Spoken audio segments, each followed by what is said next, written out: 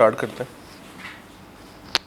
Chapter 14-15 हमारा main target है, यानी कि रिपोर्ट्स। रिपोर्ट्स में सबसे पहले हमें ये पता होना चाहिए कि एक हमारे पास 700 नामी स्टैंडर्ड होता है जिसका काम ये है कि वो आपको कौन सी तरह की रिपोर्ट देगा, अनमॉडिफाइड। जब मैं अनमॉडिफाइड रिपोर्ट की बात करता हूँ तो इसका मतलब है कि मैं एक ऐसी ऑडिट रिपोर्ट की बात कर रहा हूँ जिसमें मैं ये बताने की कोशिश करता हूँ कि मटीरियल मिसस्टेटमेंट्स नहीं।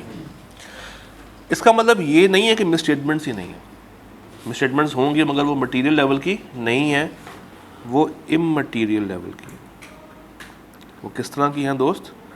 इममटीरियल, यानी कि ऐसी मिसस्टेटमेंट्स हैं जो कि मेरे मटीरियलिटी के बेंचमार्क से नीचे नीचे, मेरे बेंचमार्क से नीचे नीचे, मैं उसको बर्दाश्त कर सकता हूँ। तो जो अनमॉडिफाइड रिपोर्ट है हम उसमें कहते हैं कि financial statements true and fair view दे रहे हैं। मसला यहाँ नहीं आता, मसला आता है 705 के अंदर। 705 के अंदर 705 क्या है? Modifications to the opinion. अगर मैं आपको पहले इसका एक फ्लो चार्ट दिखाऊं, ये देखें। हम कहते हैं जनाब ऑडिट रिपोर्ट दो तरह की, एक मॉडिफाइड और एक अनमॉडिफाइड। अनमॉडिफाइड वो जो भी हम बात कर रहे थे जहाँ पे हम कहते हैं financial statements giving true and fair view. जो मॉडिफाइड है इससे मुराद ये है कि जो इसके एक्चुअल कंटेंट्स हैं उसमें चेंज आया हुआ। एक्चुअल कंटेंट्स में क्या आया है दोस्त? चेंज आया। अच्छा, वो चेंज दो रीजंस पे आ सकता है। नंबर 1, या तो ओपिनियन बदल गई है। नंबर 2, ओपिनियन के अलावा कुछ और मसला। पहला मसला क्या है? ओपिनियन बदल गई है। एंड नंबर 2, ओपिनियन के अलावा कुछ और मसले मसाइल हैं। अगर तो ओपिनियन में चेंज आ रहा है तो ओपिनियन में चेंज दो वजूहात पे आ सकता है, या मटीरियल में स्टेटमेंट होगी या स्कोप लिमिटेशन होगी। या तो मटीरियल में स्टेटमेंट होगी या तो दोस्त स्कोप लिमिटेशन होगी। अब ये मटीरियल में स्टेटमेंट क्या होती है, स्कोप लिमिटेशन क्या होती है, एक नज़र इसको जल्दी से देख लेते हैं। मटीरियल में स्टेटमेंट कहते हैं इन तीन चीज़ों को, नंबर 1, नंबर 2, नंबर 3। नंबर 1, जो आपने अकाउंटिंग पॉलिसीज़ चूज़ की हैं वो ठीक नहीं है, अप्रोप्रिएट नहीं, यानी कि आपकी सिलेक्शन ही गलत है। आपकी सिलेक्शन ही क्या है दोस्त? गलत है। जो आपने पॉलिसीज़ चूज़ की हैं, जो आपने पॉलिसीज़ चूज़ की हैं वो कंसिस्टेंट नहीं है with applicable financial reporting framework. For example, आपने लाइफो मेथड चूज़ कर लिया मगर IS2 क्या कहता है? फाइफो या एफको, फाइफो या एफको, और आप चूज़ कौन सा कर रहे हैं? लाइफो। इसका मतलब है कि सिलेक्शन ठीक नहीं है। तो ऐसे सवाल आपको नज़र आएंगे जहाँ पे वो ख़राब अकाउंटिंग पॉलिसी की तरफ चला गया होगा। नंबर 2, सिलेक्शन ठीक है मगर एप्लीकेशन ठीक नहीं है। आपने कहा कि जनाब लोअर ऑफ कॉस्ट और NRV, मगर NRV निकालनी नहीं आती, या NRV जो निकाली है वो गलत है, या आपने कॉस्ट को ठीक से मेजर नहीं किया। तो देखने को तो आपने पॉलिसी ठीक चूज़ की थी, पॉलिसी आपने चूज़ ठीक की थी मगर आप उसको ठीक से अप्लाई नहीं कर पाए, या कंसिस्टेंटली उसको अप्लाई नहीं कर पा रहे। दो चीज़ें हैं, एक है ठीक से अप्लाई ही नहीं की, नंबर 2 ईयर 1 में ठीक से कर दी, ईयर 2 में ठीक से कर दी मगर ईयर 3 में ठीक से नहीं की, या ईयर 1 में एक पॉलिसी थी, 2 में चेंज हुई, 3 में फिर से 1 वाली आ गई। तो आप कंसिस्टेंटली उसको अप्लाई नहीं कर रहे। तीसरा मसला, डिस्क्लोजर्स जो इम्पोर्टेंट हैं, जो आने चाहिए, या तो वो टोटली मिसिंग है या तो वो टोटली मिस कर दी हैं आपने। अगर डाले हैं तो वो मुनासिब नहीं है, वो एडिक्वेट नहीं है। तो FS में या तो डिस्क्लोजर आपने सारे गायब कर दिए हैं, या वो रख दिए हैं जो कि यूज़र के लिए मटेरियल नहीं है, या नेसेसरी फेयर प्रेजेंटेशन वो अचीव करके नहीं दे रहे, यानी कि मुनासिब नहीं है। क्या नहीं है? मुनासिब डिटेल के साथ आपने उनको एक्सप्लेन नहीं किया। तो दो मेन बातें हैं, या मसला किस में होगा, अकाउंटिंग पॉलिसी में, या मसला किस में होगा, डिस्क्लोजर में। इन अदर वर्ड्स मैं ये कहना चाहता हूँ कि मटीरियल मिसस्टेटमेंट जब भी आएगी वो हमेशा अकाउंटिंग फ्रेमवर्क की ख़राबी की वजह से आएगी, यानी कि आपने ठीक से अकाउंटिंग के प्रिंसिपल्स को फॉलो नहीं किया। अब इसमें कौन कौन से अकाउंटिंग प्रिंसिपल्स यूज़ हो सकते हैं? IS 2, IS 8, 16, 36, 38, 21, 23। इसके अलावा IFRS 15, IFRS 16, ये अच्छा और भी है सच 10 and 37। ये अकाउंटिंग स्टैंडर्ड्स आपको आने चाहिए फॉर श्योर। इनके बगैर अगर आप एग्ज़ाम में जा रहे हैं तो आप अपने साथ जुल्म कर रहे हैं। अगर ये वाली अकाउंटिंग्स नहीं आती तो पेपर ऑडिट का मुश्किल ऑटोमेटिकली बन जाएगा। क्यों? रिपोर्ट्स में इनका इम्पैक्ट होगा, एथिक्स के सवाल में रिस्क के सवाल में इनका इम्पैक्ट होगा, सब्सटेंटिव में इनका इम्पैक्ट आ सकता है। तो आप यूँ समझ लें कि तकरीबन आधा पेपर तो आपका अकाउंटिंग से भरा होता है, चाहे वो CFAP का पेपर हो, चाहे वो CAF का पेपर हो। आधे से ज़्यादा पेपर में सिर्फ आपकी ठीक अकाउंटिंग ही टेस्ट हो रही होती है कि आपकी अकाउंटिंग कैसी है। जब आपको पता ही नहीं है कि लोअर ऑफ कॉस्ट एनआरवी होती क्या है, तो क्या आप जज कर पाएंगे कि उन्होंने ठीक काम किया या काम नहीं किया? नहीं कर पाएंगे। तो मिस स्टेटमेंट हमेशा क्यों आएगी? Because of wrong accounting framework policies. Number 2 था स्कोप लिमिटेशन। जब हम लोग स्कोप की बात करते हैं दोस्त, किसकी बात करते हैं? स्कोप की बात करते हैं, तो हम कहते हैं कि या तो मसला एंटिटी की तरफ से, किसकी तरफ से है? एंटिटी। भाई एंटिटी के रिकॉर्ड्स डिस्ट्रॉय कर दिए गए हैं, एंटिटी ने अपने रिकॉर्ड्स गवर्नमेंट को सीज करवा दिए हैं, या एंटिटी ने जानबूझ के लिमिटेशंस डाल दी हैं, आपको इन्वेंट्री काउंटिंग नहीं करने दे रहे, आपको कंफर्मेशन के खाते भेजने नहीं दे रहे। तो या तो एंटिटी इन्वॉल्व है, या एंटिटी कहती है भाई हमारा कोई कसूर नहीं है, सर्कमस्टांसेस हमारे कंट्रोल के बाहर हैं, beyond the control of entity,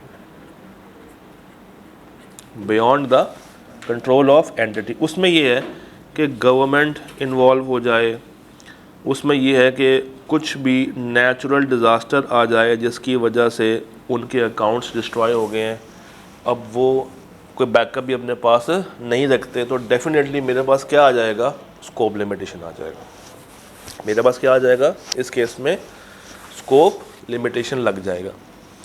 तीसरा मसला ये हो सकता है कि एंटिटी जो काम कर रही है वो उस वक़्त कर रही है जब हम वहाँ पे मौजूद नहीं हैं। जैसे इन्वेंट्री काउंटिंग ये मेरे जाने से पहले हो चुकी है, यानी कि मेरी अपॉइंटमेंट बाद में हुई है और वहाँ पे इन्वेंट्री काउंटिंग का प्रोसेस पहले हो चुका है, तो अब ये दोबारा तो होने से रहा। तो तीनों केसेस में मेरे ऊपर क्या इम्पोज हो रही है दोस्त? Scope limitation. मेरे पे क्या इम्पोज हो रही है? Scope limitation. अब ये स्कोप लिमिटेशन या मटेरियल मिसस्टेटमेंट्स मटेरियल भी हो सकती हैं और परवेसिव भी हो सकती हैं, जब मैं मटेरियल की बात करूंगा इसका मतलब है कि क्वालिफाइड एक्सेप्टेंस, यानी कि मैं ऐसी ओपिनियन दे रहा हूं जिसमें मैं कह रहा हूं कि सब कुछ ठीक है सिवाय इस चीज़ के, सब कुछ ठीक है सिवाय इस चीज़ के, एक्सेप्ट फॉर, सब कुछ ठीक है सिवाय इस चीज़ के। जैसे आप एक जगह में ऑडिट करने के लिए जाएं और आपको पता चले कि दोस्त 100 मिलियन की इन्वेंट्री में से सिर्फ 10 मिलियन की इन्वेंट्री में प्रॉब्लम है, बाकी की 90 मिलियन इन्वेंट्री ठीक है। तो क्या मैं ये कह दूं कि सारी की सारी इन्वेंट्री ही ख़राब है? नहीं, मैं क्या कहूँगा एक्सेप्ट फॉर द 10 मिलियन वाली गलती, बाकी का 90 million true and fair view दे रहा है। और अगर इसको रिवर्स कर दूं, गलती कितने की हो 90 मिलियन की, ठीक कितने से हो 10 मिलियन से। अब 10 ठीक है, मैं ये नहीं कह सकता कि 90 को छोड़ के बाकी 10 ठीक है। लोग डांटेंगे मुझे कि तुम छोटी बात के ऊपर बड़ी बात को अज्यूम कैसे कर सकते हो। तो यहाँ पे मैं कहूँगा कि तुम्हारी फाइनेंशियल स्टेटमेंट्स बिल्कुल भी ट्रू एंड फेयर व्यू नहीं दे रही। मगर यहाँ मैंने क्या कहा था, मैंने कहा था एक्सेप्ट फॉर, मैंने क्या कहा था एक्सेप्ट फॉर। और अगर बात हो स्कोप लिमिटेशन की, तो यहाँ पे भी हम जो ओपिनियन दे रहे हैं वो कौन से दे रहे हैं, क्वालिफाइड, और दूसरी तरफ कौन से दे रहे हैं, विड्रॉल या डिस्क्लेमर। इस पे आते हैं, पर ये समझ लें यहाँ पे जो क्वालिफाइड है और जो ये क्वालिफाइड है दोनों में फ़र्क है। यहाँ पे हम एक वर्ड एक्स्ट्रा यूज़ करते हैं, पॉसिबल इफ़ेक्ट्स। क्या यूज़ करते हैं वर्ड, पॉसिबल इफ़ेक्ट्स। हम कहते हैं accept for the possible effects, जो कि मुझे नहीं पता कि वहाँ पे क्या चल रहा है, remaining FS true and fair view दे रही है। ये ऐसा ही है कि आपसे कहा जाए 10 मिलियन की इन्वेंट्री कोयटा में पड़ी है, 90 मिलियन की इन्वेंट्री लाहौर में पड़ी है, जाओ वेरीफाई कर लो। अब कोयटा वाली वेरीफाई करने के काबिल है नहीं, मैं वहाँ पे जा नहीं सकता। तो चूँकि मैंने वेरीफाई नहीं की, क्या मैं ये कह दूँ कि वो ख़राब पड़ी हुई है, नहीं। क्या मैं ये कह दूँ कि वो ठीक पड़ी हुई है, मैं कुछ भी नहीं कह सकता। तो मेरा जुमला क्या बनता है, except on the possible effects of this inventory, remaining जो 90 मिलियन का है वो ट्रू एंड फेयर व्यू दे रहा है। और यहाँ पे क्या लिखा हुआ है, पर वैसे वो तो विड्रॉल या डिस्क्लेमर। इसमें विड्रॉ करने की हम कोशिश पहले करते हैं, विड्रॉल करने की कोशिश पहले की जाती है अगर ये दो शर्तें मैच हो जाएं। कौन सी शर्तें, विड्रॉ करना वहाँ से पॉसिबल भी हो और विड्रॉ करना वहाँ से प्रैक्टिकेबल भी हो। और अगर ये दोनों ही पूरी नहीं हो रही, अगर ये दोनों ही पूरी नहीं हो रही, तो फिर ना चाहते हुए मुझे डिस्क्लेमर की तरफ आना पड़ता है। ना चाहते हुए मुझे क्या देनी पड़ती है, फिर डिस्क्लेमर की ओपिनियन देनी पड़ती है। डिस्क्लेमर में हम ये कहते हैं कि हम आए थे, हमने तुम्हारी कंपनी का ऑडिट करना शुरू किया था, मगर कुछ मसलों की वजह से हम कोई भी ओपिनियन कायम नहीं कर रहे। अब ये सारी बातें एक दफ़ा किताब से भी पढ़ लेते हैं। सबसे पहले आपको पता होना चाहिए वर्ड परवेसिव। ये वर्ड परवेसिव किसे कहते हैं, ऐसी चीज़ जो कि मटेरियल से ऊपर है, ऐसी चीज़ जो कि अगर मैं कन्फाइंड ना करूं, मैं उसको महदूद ना करूं, तो वो मेरी तमाम एफएस के ऊपर इफ़ेक्ट करे। और अगर मैं उसको कन्फाइन कर रहा हूं तो उस रेलिवेंट के लिए क्या बन जाए, सब्सटेंशियल पोर्शन बन जाए। अब आपने ध्यान ये रखना है कि जब भी सॉल्यूशन दे रहे हो, तो जब आप ये बताएंगे कि ये मटेरियल है या परवेसिव है, वो बताने के लिए इस डेफिनेशन की बातों का लाजमी यूज़ करना है। जितने भी सॉल्यूशन हैं वो मटेरियल है या परवेसिव है, जब इस डिबेट में जाती है किताब या सॉल्यूशन, तो वो इन्हीं पॉइंट्स को यूज़ करके फ़ैसला करती है कि इसको हम मटेरियल कहेंगे या इसको हम परवेसिव कहेंगे। तो अपने जवाब में जब आप एक्सप्लेन कर रहे होंगे कि ये मटेरियल है या परवेसिव है, इस डेफिनेशन के अल्फाज यूज़ करने हैं। ये बात समझ आ रही, इसके अल्फाजों को क्या करना है, यूज़ करना है। कन्फाइंड मीन्स महदूद। अच्छा जी, उसके बाद हम लोगों ने कहा था कि हम विड्रॉ कब करेंगे, जब प्रैक्टिकेबल भी हो और पॉसिबल भी हो। प्रैक्टिकलिटी मीन्स कि हम किस स्टेज पे खड़े हैं। अगर तो हम स्टार्टिंग स्टेज पे खड़े हैं तो वहाँ से निकलना आसान है, और अगर मैं ऑडिट की एंडिंग स्टेज पे खड़ा हूँ तो निकलना थोड़ा सा मुश्किल हो सकता है। पॉसिबिलिटी, क्या मैं वाकई में वहाँ से निकल भी सकता हूँ या नहीं। अगर मुझे लॉ ने अपॉइंट किया हुआ है तो मैं चाहते हुए भी उस ऑडिट को छोड़ नहीं सकता। तो कभी कभी आपके ऊपर कोई लीगल बाइंडिंग होती है, कुछ लीगल कॉन्ट्रैक्ट्स होते हैं जिसके ऊपर आप उसको छोड़ नहीं सकते। अगर इस तरह की कोई बाइंडिंग नहीं है और प्रैक्टिकल भी है, तो आप फिर क्या कर सकते हैं, उस ऑडिट को छोड़ सकते हैं, विड्रॉ कर सकते हैं। और अगर विड्रॉ करना पॉसिबल नहीं है, फिर ना चाहते हुए भी आप कौन सी ओपिनियन दे देंगे, डिस्क्लेमर दे देंगे। और डिस्क्लेमर दिखेंगे कैसे, इसको रिवर्स पढ़ना है। Auditor was engage to audit because of significance of the matter described in basis for disclaimer paragraph. Auditor has not been able to obtain sufficient appropriate audit evidence to provide basis for opinion. Therefore हम कोई भी opinion express नहीं कर रहे।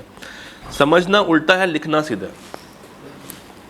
समझना उल्टा है, लिखना सीधा है।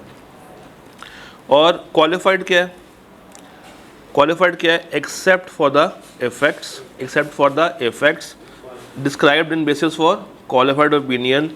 बाकी की FS true and fair view दे रही है। और अगर क्वालिफाइड है ऑफ स्कोप लिमिटेशन तो एक्स्ट्रा वर्ड्स के ऐड हो जाएंगे, पॉसिबल इफेक्ट। एक्स्ट्रा वर्ड क्या ऐड हो जाएगा मेरा? पॉसिबल इफेक्ट का। डन यहाँ तक?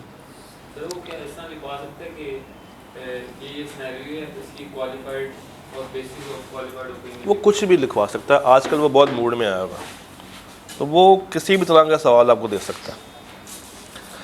अच्छा जी, उसके बाद बेसिस में क्या क्या चेंज आएगा, ये भी सवाल अक्सर आ जाता है। सिनेरियो का पार्ट बी होता है, जी बताएं रिपोर्ट में कहाँ कहाँ पे क्या क्या चेंज आएगी।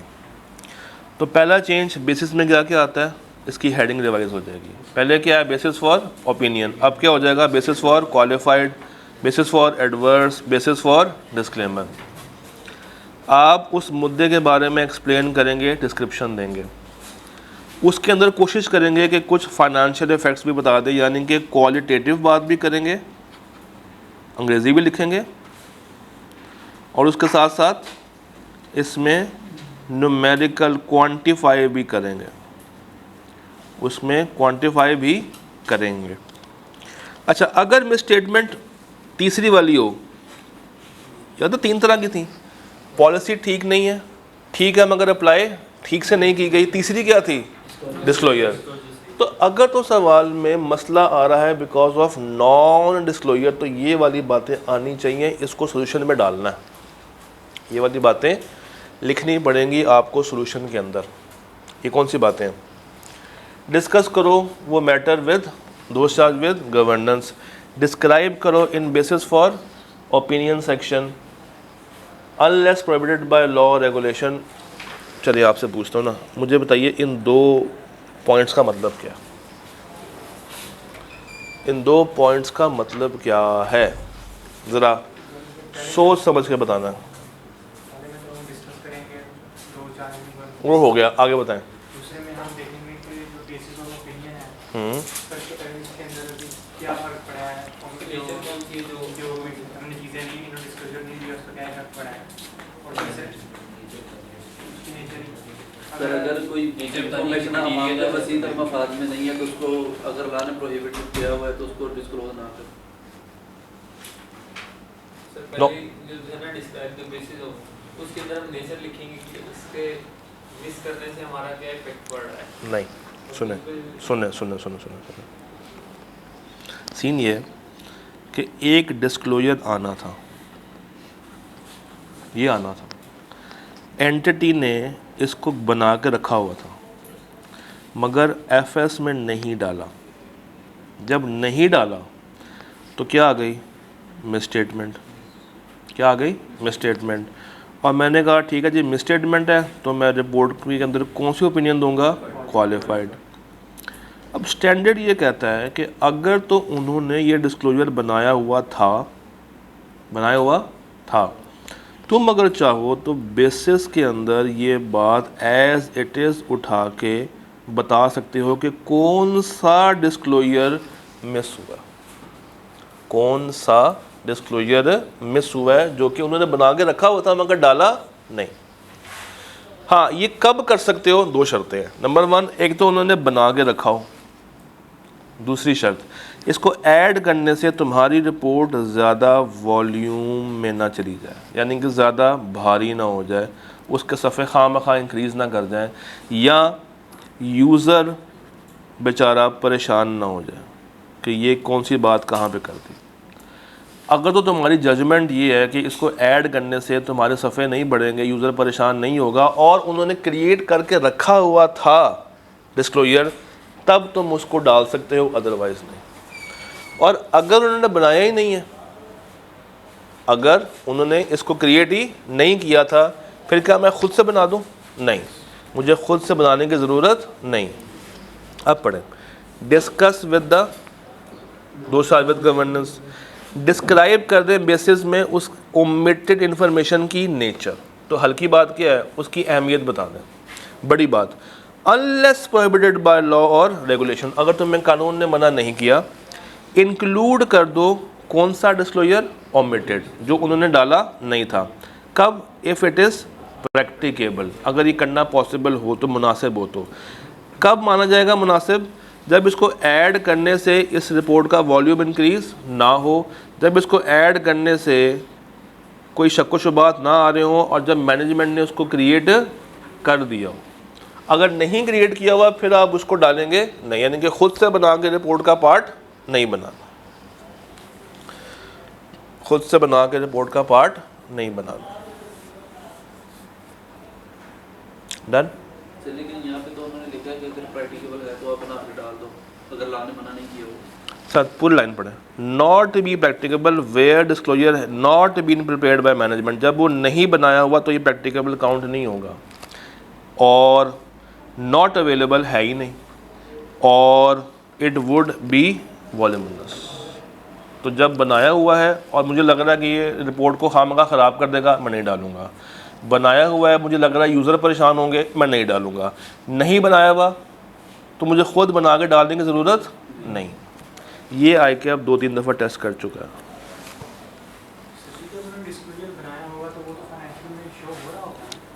बना के रखा हुआ एफएस में नहीं डाला हुआ, यानी कि वर्किंग की हुई, बेसिकली वर्किंग की हुई है मगर एफएस में नहीं डाला। तो अगर उन्होंने इतना काम किया हुआ है तो मैं उसको यूज़ कर सकता हूँ। अगर बिल्कुल भी कुछ नहीं किया हुआ तो फिर मैं कुछ नहीं करूँगा, मैं ख़ुद बनाने नहीं बैठूँगा। सर याद रखिएगा, जब आप डिस्क्लेमर देंगे तो आप उसमें कैम शामिल नहीं करेंगे। तो वापस आपको लेकर चलता हूँ ज़रा यहाँ पे। मुझे बताइए लेफ़्ट साइड की कहानी समझ आती है कि ऑडिट रिपोर्ट जो है वो लेफ़्ट साइड पे या मिसस्टेटमेंट होगी या स्कोप लिमिटेशन होगी। मिसस्टेटमेंट के मसले और स्कोप के मसले। अब आ जाएं इस तरफ राइट साइड पे। Right side is about 706। ये कहानी थी 705 की। 706 कहता है अदर मॉडिफिकेशन, कुछ ऐसी मॉडिफिकेशन जो कि ओपिनियन से हट के हैं। यहाँ पे हम याद रखिएगा, यहाँ पे हम ये नहीं कहते कि तुम्हारी ओपिनियन ख़राब है। यहाँ पे ओपिनियन क्या होती है? बेसिकली ठीक होती है। यहाँ पे ओपिनियन क्या होती है? ठीक होती है।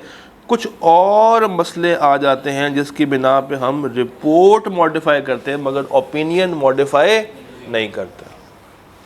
तो 706 में क्या होता है दोस्त कि हम ओपिनियन को मॉडिफाई नहीं करते मगर रिपोर्ट के स्ट्रक्चर को बदल के उस स्ट्रक्चर की वजह से उसको मॉडिफाई कर देते हैं। और स्ट्रक्चर से क्या मुराद है कि उसमें कुछ नयापन, कुछ नया पैरा ऐड करने की कोशिश करते हैं। मॉडिफाइड में भी आ सकते हैं मगर जब मैं सिर्फ 706 की बात करता हूँ तो मेरी अजम्पशन ये होती है कि 705 हिट नहीं हुआ, अगर मैं सिर्फ 706 की बात कर रहा हूँ तो सर रिपोर्ट के स्ट्रक्चर को भी ज़रा जल्दी से देखाते हैं। हम चलते हैं तो दोनों बातें आएंगी। अब आ जाएं ज़रा रिपोर्ट के स्ट्रक्चर में। रिपोर्ट शुरू कहाँ से होती है? टाइटल से। उसके बाद एड्रेस ही, जिसको एड्रेस की जा रही है। नॉर्मली ये कौन होता है? शेयर होल्डर्स होते हैं, मगर कभी कभी कोई स्पेसिफिक अगर ऑडिट हो रहा हो तो उनका नाम भी आ सकता है। फिर मेरे पास क्या आती है? ओपिनियन। यहाँ पे मैं बताता हूँ कि मैं कौन सी वाली ओपिनियन दे रहा हूँ। फिर इसकी बेसिस पे क्या बनाया जाता है? बेसिस। यहाँ पे सारी कहानी सुनाई जाती है कि क्यों हुआ, कैसे हुआ। उसके बाद ये 3 जो पैराग्राफ्स हैं, कौन से 3 पैराग्राफ्स, इनको मैं कहूँगा स्पेशल पैराग्राफ्स। क्या कहूँगा? Special paragraphs. इसमें से अच्छी खबर ये है कि ये जो आपके सिलेबस का पार्ट ही नहीं है तो इसको तो छोड़ दें। पीछे कितने बच गए? 2। एक कौन सा? Going concern. एक कौन सा? की audit matter. Sir going concern उस वक्त आएगा जब कोई मटीरियल अनसर्टेनिटी सवाल में आपको नज़र आ जाए। और ये स्टैंडर्ड कौन सा है इसका 570, अभी इसके ऊपर बात करते हैं। और सेकंड कौन सा है कैम। इनको स्पेशल इसलिए कहा था क्योंकि इनके अपने अपने ज़ाती स्टैंडर्ड्स हैं। तो कैम का कौन सा है 701, गोइंग सन का 570, अदर का 720 है मगर वो सिलेबस का पार्ट नहीं।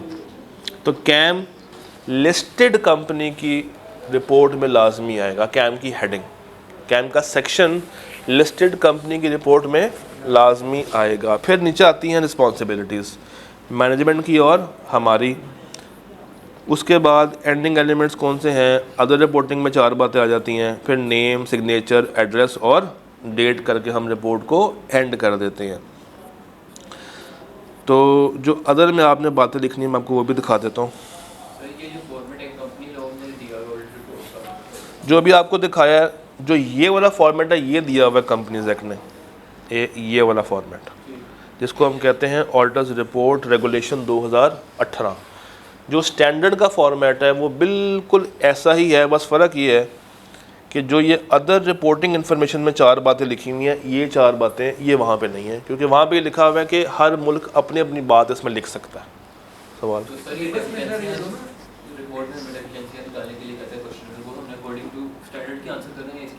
आप किसके मर्जी आंसर कर दें बात सेम होगी, उसमें कोई फ़र्क नहीं आएगा। क्योंकि देखें शुरू कहाँ से हो रहा है, टाइटल से, उसके बाद एड्रेसी, उसके बाद ओपिनियन, उसके बाद बेसिस, उसके बाद गोइंग कंसर्न का पैराग्राफ, उसके बाद ये की ऑर्डर्ड मैटर्स, उसके बाद मैनेजमेंट की जिम्मेदारियाँ, बोर्ड। तो ये फॉर्मेट बिल्कुल सेम है, बस फ़र्क किधर जाके आता है यहाँ पर, ये बड़ा वाला फ़र्क है। यानी कि ये 4 बातें 700 की रिपोर्ट के अंदर नहीं लिखी हुई, वहाँ भी लिखा हुआ है कि हर मुल्क अपने हिसाब से इसमें जो बातें ऐड करना चाहे वो ऐड कर सकता है। तो हमने कौन सी ऐड की हुई है, number 1 proper books of accounts maintain हुए हैं या नहीं हुए। Number 2 SOFP profit and loss, comprehensive income, income statement companies act के मुताबिक बनी है या नहीं बनी। नंबर 3 जो कंपनी ने इन्वेस्टमेंट्स की हैं, खर्चे किए हैं, गारंटियाँ दी हैं, वो कंपनी ने अपने काम के लिए दी हैं। नंबर 4 जो ज़कात कटनी थी वो कटी भी है और वो जमा भी कराई गई है अंडर ज़कात और नेशनल ऑर्डिनेंस 1980। तो 1-2 दफ़ा इससे भी सवाल पूछ चुका हुआ एग्जामिनर कि उसने जनाब लिखा हुआ था कि proper books of accounts maintain नहीं हुई। तो जब नहीं हुई तो रिपोर्ट को जब आप डिज़ाइन कर रहे होंगे यहाँ पे ये स्टेटमेंट नहीं पास कर पाएंगे। तो यहाँ पे क्या लिखा जाएगा, proper books of accounts have not been kept by the company. अच्छा जी, फिर आए ज़रा 706 पे चलते हैं। 706 जी देखिए, जब वो कह रहे हैं ना कि बुक्स ऑफ अकाउंट्स मेंटेन नहीं हुई, इसका मतलब स्कोप लिमिटेशन है। अच्छा जी, 706 क्या कहता है, अदर मॉडिफिकेशन। अदर मॉडिफिकेशन यानी कि हम स्ट्रक्चर में चेंज कर रहे हैं, हम 2 नए पैरास को लेके आते हैं, एक है एम्फसिस और दूसरा कहलाता है अदर मैटर। एम्फसिस में हमने वो बात बतानी है जिसका ताल्लुक अकाउंट से हो, जिसका ताल्लुक अकाउंट से हो, जिसका ताल्लुक डिस्क्लोजर से हो, जिसका ताल्लुक कंपनी से हो। और अदर मैटर में वो बात बतानी जिसका ताल्लुक ऑडिट से हो या ऑडिटर से हो, ऑडिट से हो, रिपोर्ट से हो या ऑडिटर से हो।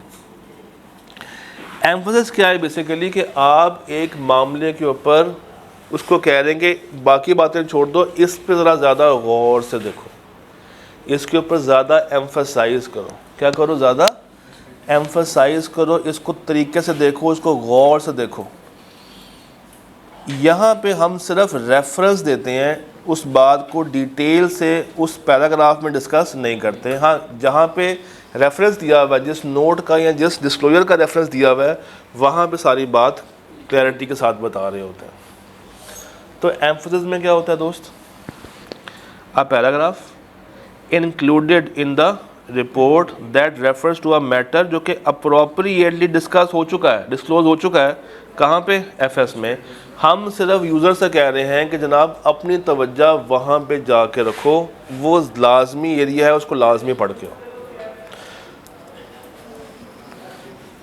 ये सब्सटीट्यूट नहीं है, यानी कि ये मॉडिफाइड ओपिनियन की जगह पे नहीं आ सकता, किसी मिसिंग डिस्क्लोजर की जगह पे नहीं आ सकता, या 570 का जो मसला है, जो गोइंग कंसर्न का मसला है, वो बात आप इसमें डिस्कस नहीं करेंगे। उसके लिए अपना पैराग्राफ कौन सा है, material uncertainty related to going concern. हाँ, ये कैम से भी सेपरेट है, कैम सेपरेट है, ये सेपरेट है, कैम में अलग बात होगी, इसमें अलग बात होगी। फिर जो अदर मैटर है, कौन सा, अदर मैटर, इसमें आपने बताना है ऑडिट रिपोर्ट के बारे में, कोई और रिस्पॉन्सिबिलिटी के बारे में, अपनी अंडरस्टैंडिंग के बारे में, यानी कि जो भी मुश्किलात एक ऑडिटर को पेश आ रही हैं वो कहाँ पे बता देगा, अदर मैटर में बता देगा। और ये भी जनाब सब्स्टिट्यूट नहीं है, ये भी सब्स्टिट्यूट नहीं है किसका, अदर रिपोर्टिंग रिस्पॉन्सिबिलिटी का। फिर वही बात, जो मैटर कैम में डाल दिया है उसको अलग से इसमें डालने की ज़रूरत नहीं है। तो क्या ये दोनों इकट्ठे आ सकते हैं, जी। क्या ये तीनों इकट्ठे आ सकते हैं, तीन कौन से, एम्फसिस, अदर मैटर और कैम आ सकते हैं। क्या चारों इकट्ठे आ सकते हैं, emphasis, other matter, going concern और कैम, हाँ जी आ सकते हैं। तो इसलिए इनको मैंने क्या नाम दे दिया है, स्पेशल पैरा का। अब इसको प्रेजेंट कैसे करना है, इन सब की एक सेपरेट हेडिंग बनेगी, सेपरेटली इनकी कहानी लिखी जाएगी। इनकी अंग्रेज़ी कोई हार्ड एंड फास्ट तो है नहीं, तो ये चेंज की जा सकती है। हेडिंग के साथ हम इसको डिफ्रेंशिएट कर देंगे और ये बता देंगे कि इनको ऐड करने से हम ओपिनियन को मॉडिफाई नहीं कर रहे। तो जब आप एम्फसिस ऐड कर रहे हों या आप अदर मैटर ऐड कर रहे हों तो ये इंडिकेट करना ज़रूरी है कि इनको ऐड करने से मेरी ओपिनियन मॉडिफाई नहीं हो रही। सर इसमें भी मैनेजमेंट से परमिशन लेंगे ऐड करने की? नहीं, कोई परमिशन नहीं देंगे इसमें। चलिए पास्ट पेपर के अंदर अगर दो मैटर्स आ जाएं उसकी सीक्वेंस और उसके बारे में क्वेश्चन आया तो हम, ये जजमेंट है कि आपकी जजमेंट है कि आप किसको पहले रखते हैं किसको बाद में रखते हैं। पढ़ लेते हैं, कहता है placement depends upon the nature of information, वो इन्फॉर्मेशन कैसी है, कौन कम्युनिकेट कर रहा है, किस तरह की है, and based on auditors judgement, based on the judgement. तो when a KAM section is presented in the report and EOMP may be presented either directly before or after KAM, यानी कि कैम कोई ख़ास अहमियत हासिल नहीं है कि कैम हमेशा ऊपर ही आएगा। एम्फोसिस कैम से ऊपर भी आ सकता है और कैम से नीचे भी आ सकता है, डिपेंडिंग अपॉन के अहम कौन सा पैराग्राफ ज़्यादा है, तो उसको अहमियत के बिना पे रखा है। तभी इसको स्पेशल पैरा कहा गया था, क्योंकि ये स्विच कर सकते हैं, कोई पहले आ जाए कोई बाद में आ जाए, कोई ख़ास फिक्स पोजीशन नहीं है। सेम ज़रा ये पढ़ें, पढ़े ज़रा,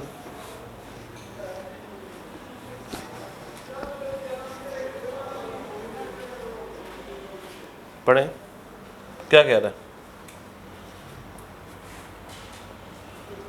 When a CAM is there, जब रिपोर्ट में कैम आ रहा है तो ऑडिटर फर्दर बात कर सकता है किसमें, अदर मैटर में। मगर करनी है तो क्या करना होगा, उसको डिफ्रेंशिएट कैसे करेंगे, with the help of heading. तो हेडिंग डाल के उसको डिफ्रेंशिएट किया जा सकता है।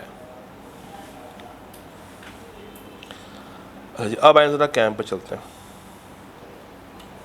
लेट्स टॉक अबाउट की ऑडिट मैटर। हाँ जी, ये कौन से मैटर होते हैं, ये वो मैटर होते हैं जो कि रिजॉल्व होते हैं, ये वो मैटर होते हैं जो कि हम पॉजिटिव कॉनोटेशन के साथ बताने की कोशिश करते हैं, इसमें कोई बुरी बात नहीं करते। लिस्टेड कंपनी के केस में कैम का सेक्शन आना ज़रूरी है, कैम हो या ना हो वो एक अलग चीज़ है, मगर कैम का सेक्शन आना ज़रूरी है। किस तरह की कंपनी में, लिस्टेड में, और वो कंपनियां जिसके बारे में लॉ आपसे फरमाइश करते हैं, तो लिस्टेड में आना ज़रूरी है। और entities other than listed if it is required by law. अच्छा, अब कैम को डिटरमिन कैसे करना है, इसके लिए कुछ फैक्टर्स दिए हुए हैं। ये एरिया हमेशा होगा हाई रिस्क की, ये एरिया हमेशा होगा जजमेंटल बेस्ड, ये एरिया हमेशा आपके उस ऑडिट का करंट हिस्सा होना चाहिए, करंट मैटर होना चाहिए, माजी का या फ्यूचर का हिस्सा ना हो। फिर यूज़र की अंडरस्टैंडिंग के लिए इम्पॉर्टेंट हो, सब्जेक्टिविटी को डील करता हो, इसको एक्सप्लेन करते हुए आपने क्वांटिफाई भी करना है और उसको क्वालिटेटिव एस्पेक्ट के साथ भी बताना है। इन शॉर्ट जहाँ पे हमारी स्किल लग रही हो, जहाँ पे हम ज़्यादा काम कर रहे हों, जो मुझे लग रहा है कि यूज़र को बताना लाजमी है, उसको मैं क्या बना सकता हूँ, की ऑडिट मैटर बना सकता हूँ। ये सवाल अगर आ जाए कि कैम को ड्राफ्ट करें, कैम को ड्राफ्ट करें तो आप कैसे ड्राफ्ट करेंगे? सबसे पहले तो आपने कैम को लिखना कैसे है, कैम को लिखना कैसे है, एक सेकंड,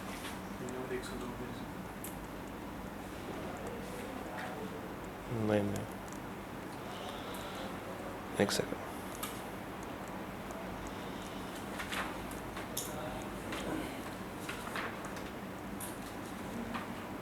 ये देखें जरा, कैम को लिखना कैसे। सबसे पहले आपने हेडिंग खोलनी है, ये देखें, की ऑडिट मैटर, ज़रा पढ़ें यहाँ से।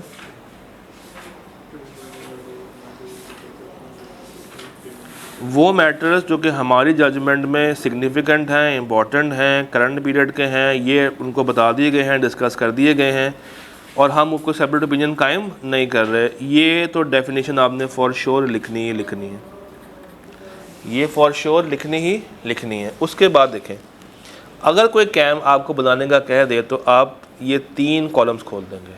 पहला कॉलम कौन सा होगा? Serial number. अगला की ऑडिट मैटर। तीसरा how the matter was addressed. ये जो है ना, हाउ इट वॉज एड्रेस्ड, यहाँ पे आप बताएंगे प्रोसीजर्स। कौन से? सब्सटेंटिव प्रोसीजर्स, कि आपने इस मुद्दे पे कैसे काम किया। और दूसरा क्या है? की ऑडिट मैटर्स। अब ये क्यों है कैम, ये कैम क्यों है, क्यों आपने इसको कैम का दर्जा दे दिया है, इसको एक्सप्लेन करने के लिए, इसको एक्सप्लेन करने के लिए दोस्त यही फैक्टर्स काम आएंगे, यही फैक्टर्स काम आएंगे डिटर्मिनिंग कैम। यही फैक्टर्स से ही आप पॉइंट्स बना रहे होंगे और कोई तरीका नहीं है पॉइंट्स को क्रिएट करने का। यही बातें आपने लिख के बता देनी है, यही बातें आपने लिख के बता देनी है। राइट साइड पे क्या बता देना है कि इसको रिजॉल्व कैसे किया, आपने कौन से प्रोसीजर्स लगाए। अच्छा जी, फिर कैम को कम्युनिकेट कैसे करना मैंने आपको बता दिया। अब अगर आपके पास कैम कम्युनिकेट करने के लिए नहीं है तो आप कैम को डिफाइन करेंगे और लिख देंगे we have no came to communicate, simple. तो आपने क्या करना है, कैम को डिफाइन करना और क्या बता देना है कि we have no came to communicate in our report. और नीचे वाली बात तो रीड ओनली है, इसमें इतना ख़ास मसला नहीं है। अच्छा जी, हाँ जी, देखें कैम और यूएम में क्या फ़र्क है। Let's do this. कैम और यूएम में क्या फ़र्क है, हम कुछ डिफरेंस निकालने की कोशिश करते हैं।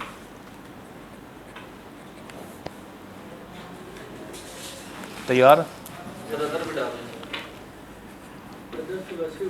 एक सेकंड,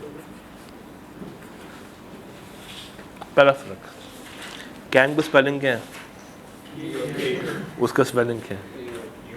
सर कैम हमेशा करंट पीरियड का होगा।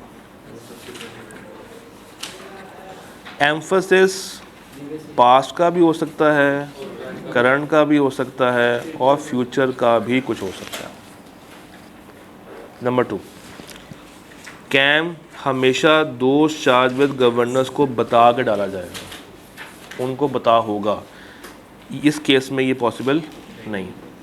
कैम को ऐड करने से, हाँ, ये जो डिस्कस विद दो चार्ज गवर्नेंस ये पॉइंट ने में लिया है अदर मैटर पैराग्राफ में। और कैम को डालने के लिए इनको बताना ज़रूरी है, डालने के लिए यूएमपी डालने के लिए इनको इन्फॉर्म करना ज़रूरी नहीं है। नंबर 3, कैम को ऐड करने से आपकी ओपिनियन मॉडिफाई नहीं होती। यहाँ पे ओपिनियन क्या हो जाती है दोस्त, मॉडिफाई हो जाती है। कैम पॉजिटिव बात करता है, ये नेगेटिव बात करता है। हाँ सॉरी, रिपोर्ट मॉडिफाई हो जाती है, सॉरी, रिपोर्ट मॉडिफाई हो जाती है। लड़ता क्यों है यार? रिपोर्ट मॉडिफाई और रिपोर्ट मॉडिफाई नहीं होती। चौथा पॉइंट, ये पॉजिटिव बात है, ये नेगेटिव बात है। EOMP जो है वो आपका एक सेपरेट, एक स्पेशल पैरा है। कैम लिस्टेड कंपनी के केस में आना ही आना है, वो इस केस में नॉर्मली नहीं आ रहा होता है। आ भी सकता है और नहीं भी आ सकता, मगर वो फॉर श्योर आना है। अच्छा जी, अब गोइंग, वो तो बहुत सारे फ़र्क बन सकते हैं, बनाते जाएं फ़र्क, 10 बनते हैं वैसे। मैंने 5 जो अच्छे वाले हैं मैंने क्लियर कर दिए हैं, बट आपकी बात बिल्कुल ठीक है। अब आ जाए ज़रा गोइंग कंसर्न पे। किस पे? गोइंग कंसर्न पे। गोइंग कंसर्न के केस में सबसे जो काम की चीज़ है वो है ये टेबल। आपको अगर ये टेबल आता है तो आप गोइंग कंसर्न के 99% सवाल सॉल्व कर सकते हैं। गोइंग कंसर्न का ये टेबल अगर आपको आता है तो 99% क्वेश्चंस को बआसानी सॉल्व किया जा सकता है, बआसानी। मगर इस टेबल को समझने से पहले कहानी को थोड़ा पीछे से लेके आते हैं। गोइंग कंसर्न है क्या? कि हमारी कंपनी अगले 12 महीनों में बंद हो जाएगी, नहीं चल पाएगी। क्या वाकई में ऐसा है या हमें शक है? ये शक है। अगर तो वाकई में ऐसा है ना तो गोइंग कंसर्न पे डाउट नहीं है, कंफर्म है। और अगर कंफर्म है तो फिर एंटिटी को अकाउंट्स बनाने चाहिए लिक्विडेशन बेसिस पे, ऑल्टरनेट बेसिस के ऊपर। यहाँ पे हम कंफर्म बात नहीं करते हैं, यहाँ पे हम क्या लेके आते हैं? अपना शक लेके आते हैं। क्या लाते हैं? अपना शक। इसीलिए जो हम पहला ऐड करते हैं वो है MURGC, material uncertainty regarding going concern. और ये शक कैसे आ सकता है? Because of these examples, because of these examples. ये फाइनेंशियल भी हैं, ऑपरेटिंग भी हैं और अदर भी हैं। एक दफ़ा इसको रीड कर लें जल्दी से।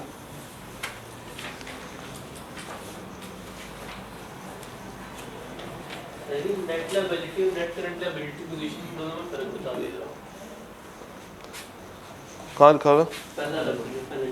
नेट लायबिलिटी और net current liability current assets के केस में है। ये फॉर करंट एसेट्स है, नॉन करंट डाल के। भाई एसेट्स कौन से होते हैं? नॉन करंट भी होते हैं और करंट भी होते हैं।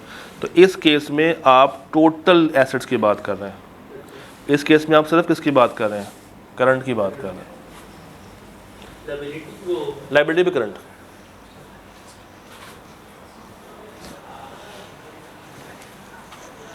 एक दफ़ा लिस्ट पूरी पढ़ लें। कुछ मसले फाइनेंशियल हैं, कुछ मसले ऑपरेशनल हैं।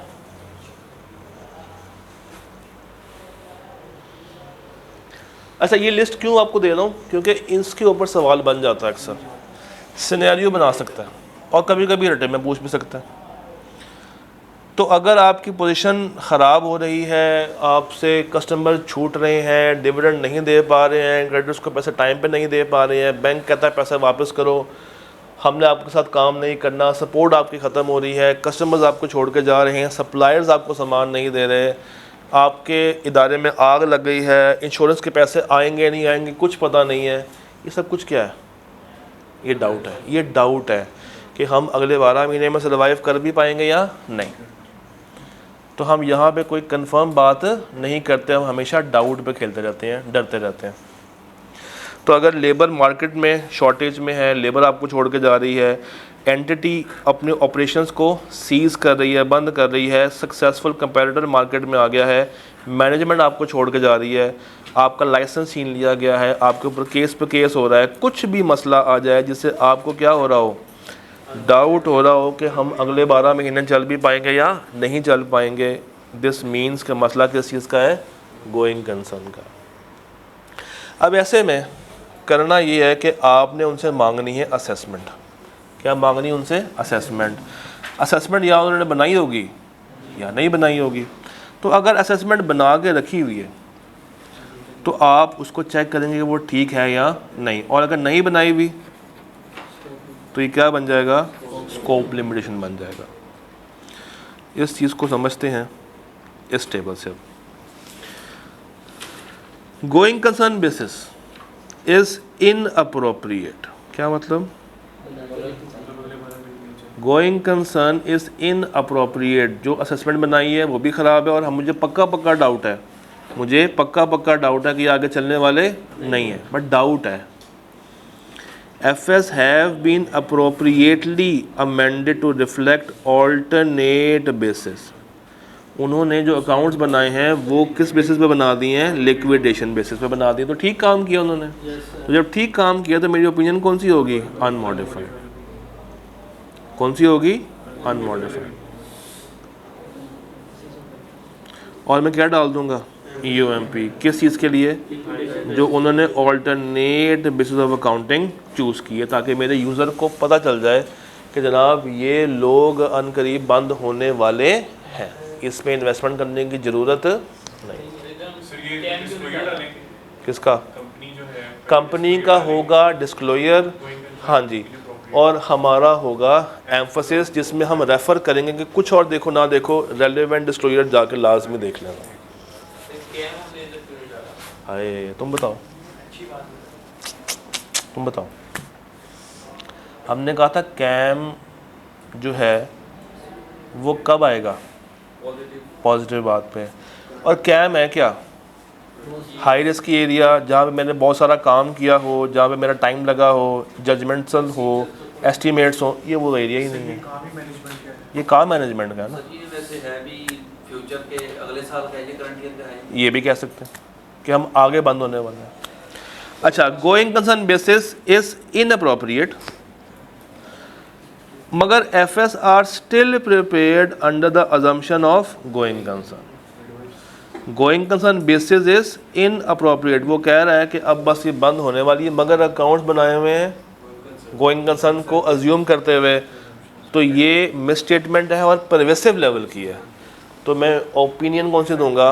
एडवर्स। सर अगर उनको उनके पास सूटेबल वो हो प्रोसीजर्स आगे कि हमें ऐसे ऐसे ऐसे करके जी अपनी कंपनी चला लेंगे, फिर सर वो तो फिर जब तक मुझे उसके ऊपर रिलाई नहीं होगा तब तक मैं इसको चेंज नहीं करूँगा। हाँ, मुझे रिलायंस आ जाए तो फिर मैं कोई और ओपिनियन दे दूँगा। वो बेशक असेसमेंट बनाते रहें, करते रहें, मुझे उस पर रिलाई करना भी तो ज़रूरी है। भाई वो उन्होंने बनाई हुई है, मैं साफ़ रिपोर्ट दे दूँ, कल को बंद हो जाए तो पकड़ा कौन जाएगा? हम। तो उनके बनाने से फ़र्क नहीं पड़ता वो ठीक है या नहीं, ये फ़र्क पड़ता। Going concern basis is appropriate but material uncertainty exist. नीचे वाला पढ़े, अप्रोप्रिएट बट MU एग्जिस्ट। फ़र्क क्या है? उसका एडिक्वेट डिस्क्लोजर दे दिया है और उसने क्या है? नहीं दिया। तो जब दे दिया है तो साफ़ रिपोर्ट दे दूं, और इसको अगर रेफ़र करना हो तो क्या यूज़ करूं? मटीरियल वाला पैराग्राफ यूज़ करूं। अब यहाँ पे मैं एम्फसिस को यूज़ नहीं कर सकता, जैसे मैंने यहाँ पे यूज़ किया था एम्फसिस, नीचे मैं उसको यूज़ नहीं कर सकता। और अगर है ही ख़राब काम तो मिसस्टेटमेंट है, देखा जाएगा कि वो मटीरियल है या परवेसिव है। मटीरियल होगा तो क्वालिफाइड, परवेसिव होगा तो एडवर्स। हाँ जी, हाँ जी, हाँ जी, हाँ जी, हम हमेशा वहीं पे करते हैं डिस्कस। और अगर मैनेजमेंट किसका,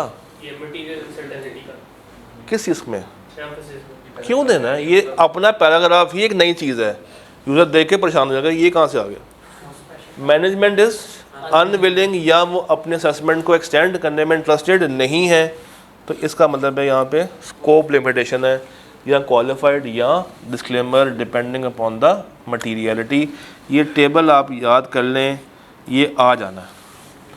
और गोइंग कंसर्न का जवाब बनता ही इस टेबल से है। आप पूरा स्टैंडर्ड तैयार कर लेंगे, आपको जवाब नहीं आएगा। जवाब हमेशा कहाँ से बनेगा? इस टेबल से बनेगा। और कभी कभी वो पूरा टेबल चेक कर लेता है, सवाल आपको ऐसा देगा कि ओपन एंडेड सवाल होगा, आपने खुद ही फैसला करना है, अच्छा अगर ये होगा तो ये होगा, ये होगा तो ये होगा, ये और ये 3-4 दफ़ा दिया हुआ उसने, कुछ भी नहीं किया होता उसने, बस वो आपसे ये टेबल चेक करना चाह रहा होता है। तो कभी कभी वो ना आपसे नॉलेज टेस्टिंग चाहता है, वो देखना चाहता है कि बच्चा रट्टा मार कर तो नहीं आया हुआ, बच्चे को स्टैंडर्ड की बातों का इल्म है या नहीं है। तो ये बड़ा ज़रूरी काम है। फिर इसके कुछ अपने क्या दिए हुए यहाँ पे प्रोसीजर्स दिए हुए हैं, इनको आपने ज़रा अच्छे से तैयार कर लेना है। ये किसी भी अटैम्प्ट में आ जाने हैं कि आप गोइंग कंसर्न को इवेलुएट करने के लिए गए, बताएं कैसे करेंगे। हाँ, दोबारा भी आ सकते हैं, दोबारा आ सकते हैं, कोई पता नहीं। जो शायद रिकॉर्डिंग देख रहे हो उनकी अटैम्प्ट में आ जाए 4 साल बाद, क्या पता। मैं तो यही अज्यूम करूँगा ना कि कल आ सकता है। हाँ जी, ओके। इस बार आने की क्या ना पासिंग रेशियो अच्छी होती नहीं बच्चे, अगर पासिंग रेशियो जल्दी भी तो अगला पहला सवाल ही है कब अच्छी हुई है? हमेशा सेम ही होती है इस पेपर इस की। सवाल के अंदर नहीं, ये नहीं होता। कभी कभी वो एक ही सवाल को 2 कंसेक्यूटिव अटेम्प्ट्स के अंदर भी टेस्ट कर लेता है। यस सर, उसने किए भी हुए हैं, मगर तब उसके बाद शायद एरिया कम थे टेस्ट करने के, अब उसके बाद एरिया ज़रा ज़्यादा है। अपना वैसे उसने बहुत कम कर दिया है, बहुत कम कर दिया। पहले भाई 20 नंबर के सवाल होते क्या बात है, ऐसे ही है।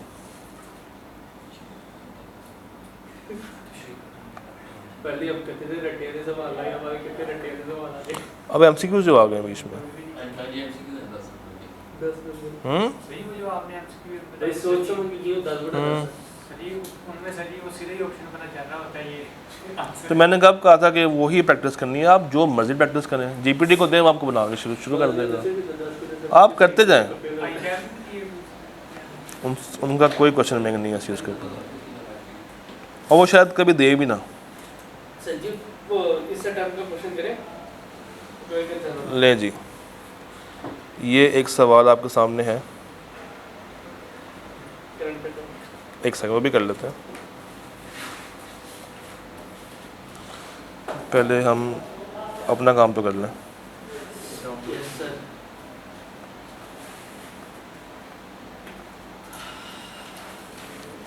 नहीं जी, पहले सिर्फ इसका पार्ट 1 करें। पार्ट 1 करें, आपके पास पूरे 7 मिनट हैं। कितने मिनट है? पूरे 7। सिर्फ अभी पार्ट 1 करना और कुछ नहीं करना।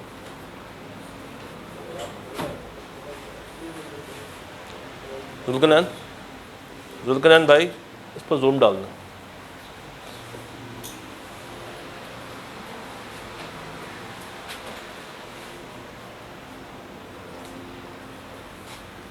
सिर्फ पार्ट 1 करना।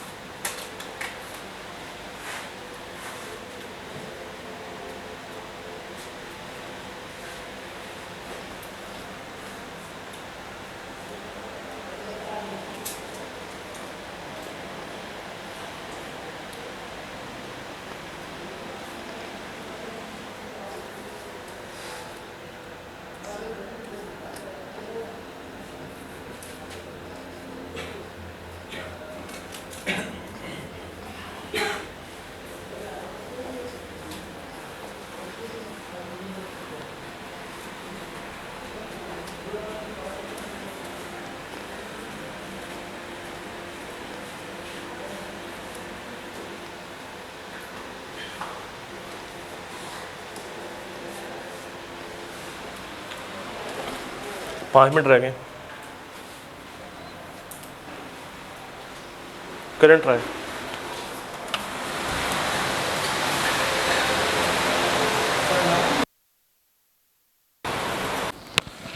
How you would deal with each of the above situations and possible implications.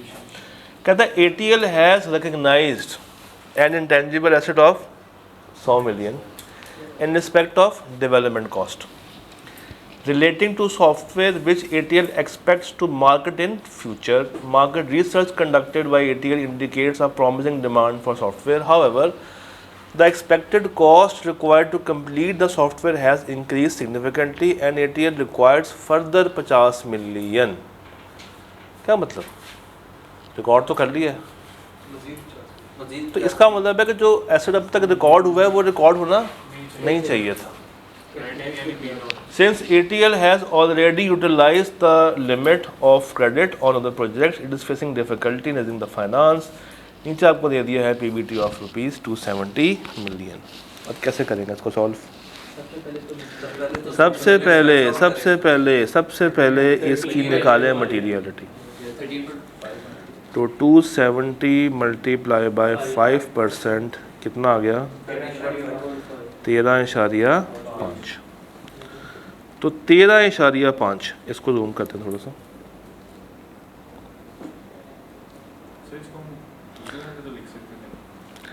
हाँ वैसे भी कर सकते हैं, ऐसे भी कर सकते हैं. The intangible asset measured eight ₹100 million is material, क्योंकि ये PBT का कितना है? 37%, मोर देन 20%. 38 कहता है उस वक्त रिकॉर्ड करेंगे जब सारे के सारे क्राइटेरियाज पूरे हो जाएं, और जब तक वो पूरे नहीं हो रहे, पायलट की कंडीशंस पूरी नहीं होती हैं, तो हम उसको रिकॉर्ड नहीं करेंगे. तब तक का जो भी खर्चा वो किस में जाना चाहिए? एक्सपेंस में. और टेक्निकली इन्होंने इसको क्या बना दिया है? इंटेंजिबल, डेवलपमेंट कॉस्ट के तौर पर रिकग्नाइज कर लिया हुआ है. इसका मतलब है कि एसेट्स आर ओवरस्टेटेड, खर्चे आर अंडरस्टेटेड. खर्चे अंडरस्टेटेड मींस प्रॉफिट ओवरस्टेटेड. तो ये मैटर अब आप सॉल्व कैसे करेंगे? सबसे पहले डिस्कस करेंगे विद कंपनी के बड़े.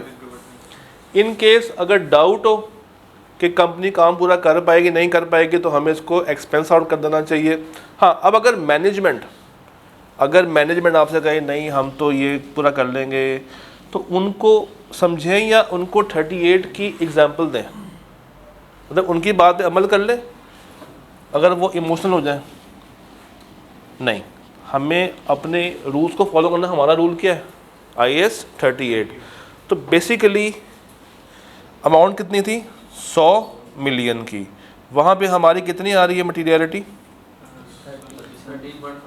13.5. इसका मतलब है कि ये अच्छी खासी ऊपर है, अच्छी खासी अमाउंट क्या है? ऊपर है. तो अगर मैनेजमेंट फेल्स टू रिजॉल्व, तो हम देखेंगे कि क्या ये मटीरियल है या ये परवेसिव है. मटीरियल काउंट करूँ तो क्वालिफाइड, परवेसिव काउंट करूँ तो एडवर्स. और अच्छी बात यह है कि आप ये दोनों बातें एग्ज़ाम में लिख के आ जाएं, कोई एक बात ना करें, क्योंकि एग्जामिनर कभी अपने सॉल्यूशंस में दोनों बातें करता है, कभी एक बात करता है. तो बेहतर क्या है कि आप पूरी बात करके आएँ, उसके ऊपर आधी अधूरी बात करके ना आएँ. अब एक काम करें, सेकंड सवाल ट्राई करें सर, RL वाला, इसको ट्राई करें.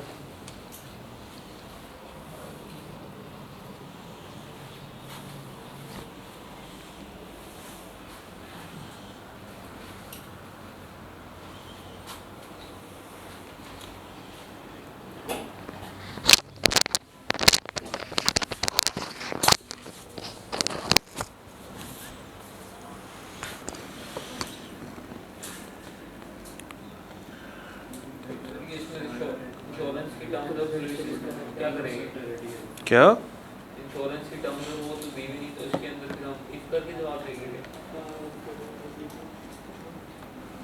तो ये वही सवाल है कि आपसे वो पूरा स्टैंडर्ड एक्सपेक्ट करता है कि आप सारी बात लिख के आएंगे.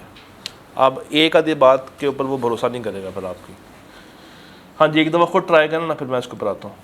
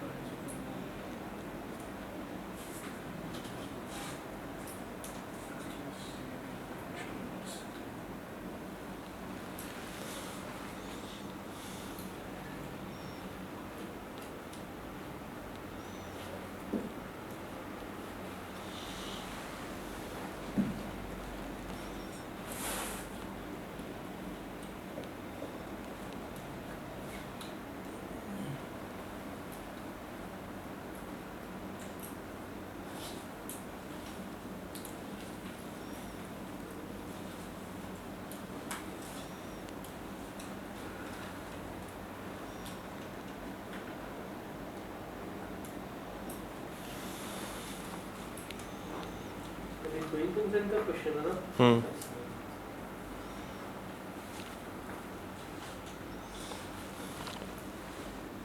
इसमें एक और बात पूछनी थी पूछो। कि अगर ये प्रॉफिट तो हमें यहाँ पे दिया बिल्कुल यहाँ पे 300 दिया है, अगर यहाँ पर 3000 दिया होता प्रॉफिट तो इमटेरियल हो जाता। तो ये वो गोइंग कंसर्न की बात नहीं जानी थी। नहीं, फिर ये एम्फोसिस की तरफ बात जाती मेरे ख्याल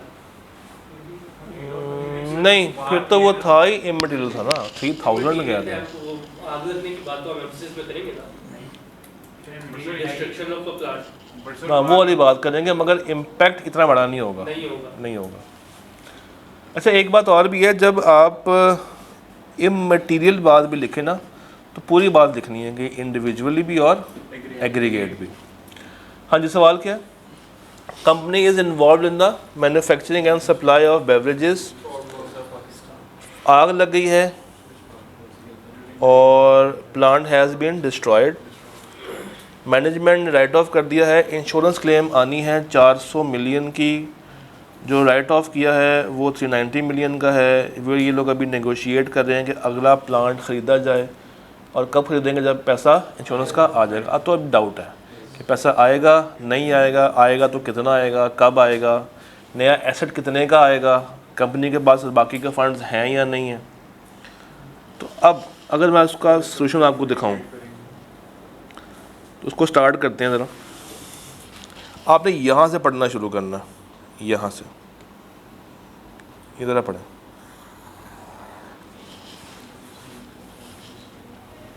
पढ़ें ज़रा।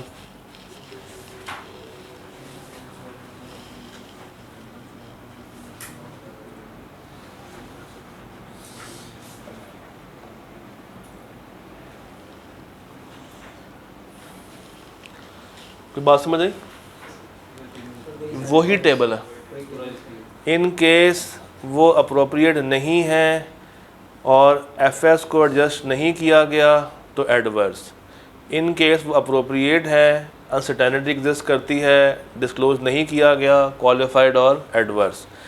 अगर मैनेजमेंट ने डिस्क्लोज कर दिया है, अनसर्टेनिटी मौजूद थी, अनमॉडिफाइड, यानी कि वो पूरा टेबल उठा के इन तीन बातों में ला के रख दिया।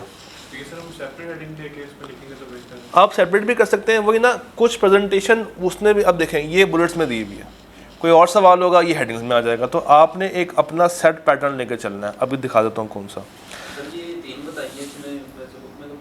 बुक में तो 6 हैं, मगर जो काम किए हैं वही बताइए ना, 3 जो काम किए हैं सिर्फ वही बताइए। कौन सी? लिक्विडेशन बेसिस लिक्विडेशन बना दो। व्हाट इफ के अगर वो गोइंग कंसर्न इनअप्रोप्रिएट और वो, तो ये तो बात कर रहा है, in case going concern basis is inappropriate but FS have not been adjusted accordingly, यानी कि एफएस को उस पर नहीं बनाया हुआ, तो फिर ये मिसस्टेटमेंट है बहुत बड़ी। सेकंड पॉइंट पढ़ा ना, फर्स्ट वाला ऐड कर लो, प्रॉब्लम नहीं है, फर्स्ट वाला ऐड किया जा सकता है। उसने इस पॉइंट में दोनों को कवर करने की कोशिश की हुई है। हाँ, इसने कवर करने की कोशिश की हुई है, बट आप इसको 4 में भी कन्वर्ट कर सकते हैं। अच्छा जी, इसको ट्राई करें। पासू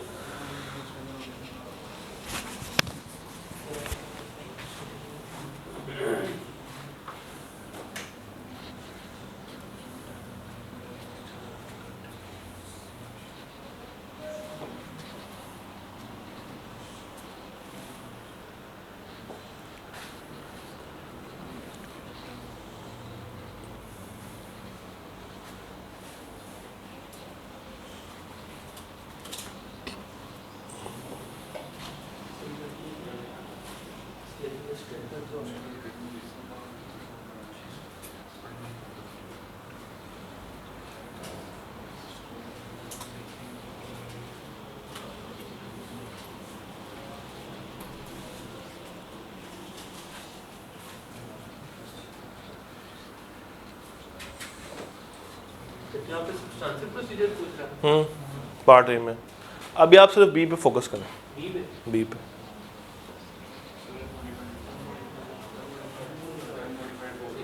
क्यों अनमोडिफाइड क्यों?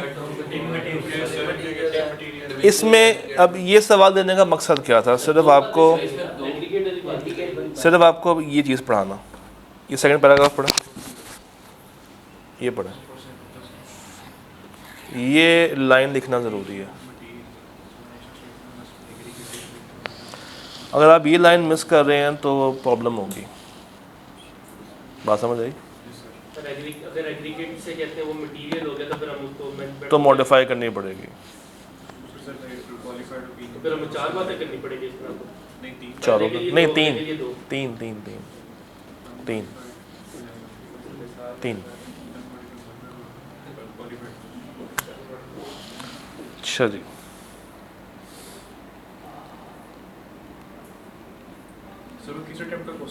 कौन सा 18 या 19 का है ये वाला पासू? ये गालिबन 21 या 22 का होगा। 21 का नहीं होगा, ये 22-23 के आसपास होगा। हाँ 23 है ना, हाँ 22-23 के आसपास है। अच्छा जी, आए ज़रा 570 पे चलते हैं, 580 पे चलते हैं। 560 सबसीक्वेंट इवेंट्स। सबसीक्वेंट कौन सा? सबसीक्वेंट। अब सबसीक्वेंट इवेंट का जब भी सवाल आता है आपको एग्ज़ाम में, तो आपने ये देखना है सबसे पहले कि आप किस फेज़ में खड़े हैं। यहाँ पे फेज़ कितने हैं? 3। पहला तुक्के मारेंगे आप लोग, मुझे पता। पहला है between the date of FS and the date of auditors report, ये पहला फेज़ है। सेकंड फेज़ रिपोर्ट से लेके before the date of issuance, और तीसरा फेज़ इशुएंस के बाद। तीसरा फेज़ इशुएंस के बाद। अब पहले फेज़ में जो जिम्मेदारी होती है आपकी, वो एक्चुअल जिम्मेदारी होती है, वो एक्टिव जिम्मेदारी होती है। इसमें आप बाकायदा सबसीक्वेंट इवेंट्स को तलाश करते हैं। मगर दूसरे और तीसरे फेज़ में ये चक्कर नहीं है। सेकंड और थर्ड फेज़ ये कहता है अगर मिल गए तो रिकॉर्ड कर लो, ना मिले तो ढूंढने की ज़रूरत नहीं है, बट अगर मिल गए तो फिर पीछा नहीं छोड़ना। तो यहाँ पे हमारी कोई ख़ास ऑब्लिगेशन नहीं है। हमने करना ये है डिस्कस विद मैनेजमेंट, डिटरमिन के अमेंडमेंट करनी है नहीं करनी, एंड इंक्वायर के वो इंटेंड कैसे कर रहे हैं चेंज करने के लिए। सेम बातें आपको तीसरे फेज़ के अंदर भी नज़र आ जाती हैं। ये सेम वही बात है।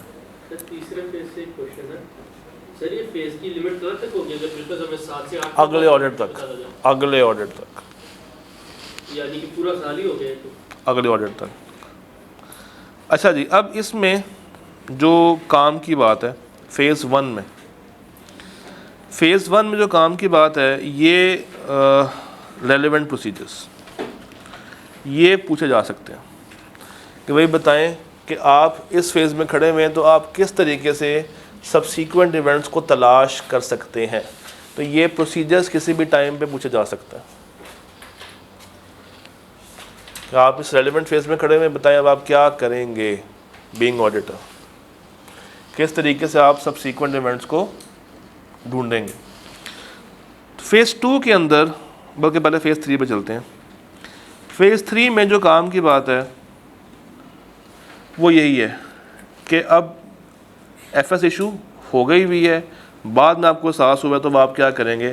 तो जहाँ पे मैनेजमेंट अमेंड कर दे वहाँ पे अब आपने देखना है कि उन्होंने कौन से स्टेप्स लिए हैं, आवाम को कैसे बताया है, रिपोर्ट्स जो इशू हो गई हुई हैं वो वापस मंगवाई हैं या नहीं मंगवाई, उनको इन्फॉर्म किया नहीं गया। फिर आप एक नई रिपोर्ट देंगे, उस नई रिपोर्ट के ऊपर नई डेट आएगी, बिल्कुल ही न्यू डेट आ रही होगी क्योंकि पूरी रिपोर्ट आप रिवाइज़ कर रहे हैं। और ये चीज़ आप एक्सप्लेन करेंगे थ्रू अदर मैटर पैराग्राफ, और वो जो रेलेवेंट अकाउंटिंग वाली बात है वो किस में बता देंगे, एम्फोसिस ऑफ मैटर पैराग्राफ में। तो दोनों बातें आएंगी।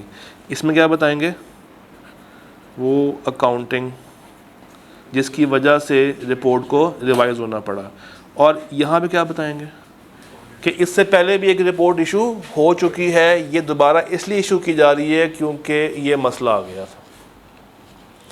मसला आता है फ़ेज़ 2 में। फ़ेज़ 2 में जो एक पॉइंट अक्सर बच्चों को तंग करता है वो है डुअल डेटिंग का कॉन्सेप्ट। ये कॉन्सेप्ट ऑफ डुअल डेटिंग। अब होता क्या है, आप कहाँ पे खड़े हुए, after the date of report but before the issuance. पहला सवाल ये करना होता है कि रिपोर्ट किसके पास है। हमारे पास है या उनके पास है। अगर तो रिपोर्ट मेरे पास है तब तो मैं जो मर्जी चेंज कर लूँ, कोई मुझे रोकने वाला नहीं। मसला कब है? उनके पास है। जब उनके पास है और वो हमें दिखाए बिना, यानी कि दोबारा से चेंज किए बिना ही उसको प्रूफ कर दें, तो हम उनके खिलाफ लीगल एक्शंस ले सकते हैं। ये पढ़ें, ये पढ़ें।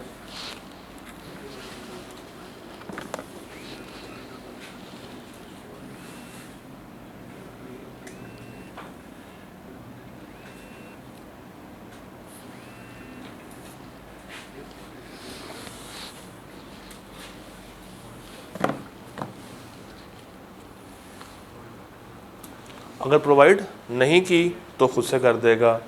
मसला कब है? प्रोवाइड कर दी हुई है तो नोटिफाई करेगा कि भाई इसको आपने इशू नहीं करना। नहीं मानते, इशू कर देते हैं, तो हम क्या ले लेंगे? Legal advice. अच्छा, डुअल डेटिंग क्या है? ये पढ़ लिया ना? अच्छा, डुअल डेटिंग क्या है? डुअल डेटिंग इस कि आपने एक रिपोर्ट बना ली हुई है, उस पर आपने डेट डाली हुई है, फ़र्ज़ करें 14 अगस्त 2021, हम इसी की मिसाल ले लेते हैं। ये रिपोर्ट तैयार हो गई हुई है, आपके पास है, उनके पास है, तैयार हो गई हुई है। बाद में आपको सब्सिक्वेंटली एक और मुद्दे के बारे में पता चल गया, 14 अगस्त के बाद ही पता चला होगा। उस पर आपने 10 दिन एक्स्ट्रा काम किया और आपने 24/8 को वो रेलेवेंट एरिया रिजॉल्व किया। तो स्टैंडर्ड ये कहता है कि आपके पास दो ऑप्शन हैं। पहली ऑप्शन ये है कि आप एक रिपोर्ट में 2 डेट्स डाल दें कि मैंने सारे काम माँ सिवाय इस काम के किस डेट तक किए हैं? 14/8, और स्पेसिफिक एक इशू है जो कि मैंने कब तक वेरीफाई किया है? 24/8। ये स्टेटमेंट पढ़ें, 14 अगस्त except as to note number 37.1, जिसकी रेलेवेंट डेट क्या है? 6 सितंबर। दूसरा ऑप्शन, आप यही डेट डालें और इन सब कामों को भी यहाँ तक एक्सटेंड कर दें, यानी कि आप सब कामों को 10-10 दिन मज़ीद आगे चेक करके एक ही डेट डाल दें। अब ये पढ़ें, amend report to include an additional date restricted to that amendment indicating that auditors procedures are strictly उस एक पॉइंट के लिए, या provide a new or amended report that includes an EOMP or OMP highlighting that auditors procedures are restricted solely to that amendment। तो आप दोनों में से कोई भी एक काम कर सकते हैं। सर ये पॉइंट में ऊपर वाले में सर इसमें अदर रिस्पॉन्सिबिलिटीज में तो वो बता देगा ना, वो अदर मैटर में अदर मैटर क्या बताएगा? बता देगा कि ऑडिटर ने के लेके गया वो डेट वगैरह के बारे में। ये भी बताएगा सर, ये बताएगा कि दो डेट्स क्यों आ रही हैं। सर इसमें एम्फेसिस ऑफ मैटर में क्या जो मुद्दा था जिसके ऊपर मुझे 10 दिन लगाने पड़े हैं, क्यों लगाने पड़े हैं? हाँ, तो ये अच्छा, इसको मज़ीद हम क्लैरिफाई करते हैं इस टेबल से। ज़रा पढ़िएगा पूरा टेबल, पहले खुद देखें, समझ आता है।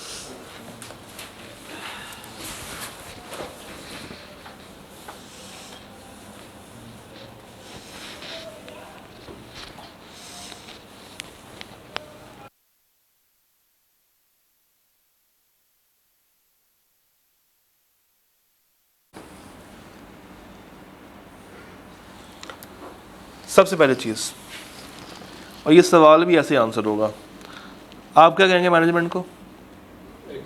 एडजस्ट करो। तो या वो एग्री करेंगे या वो एग्री नहीं करेंगे। एग्री नहीं करेंगे इसका मतलब है कि मिसस्टेटमेंट आ जाएगी।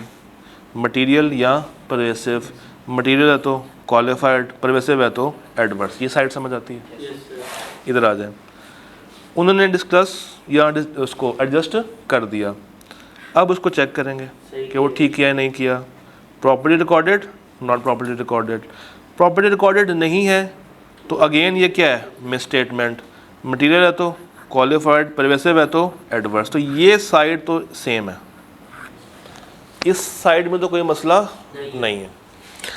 अच्छा, अब प्रॉपर्ली रिकॉर्डेड, उन्होंने उसको अकाउंट्स में रिकॉर्ड कर दिया। अब मुझे देखना है कि क्या ये इतनी इम्पोर्टेंट बात है जिसको मुझे एम्फसिस में डालना पड़े।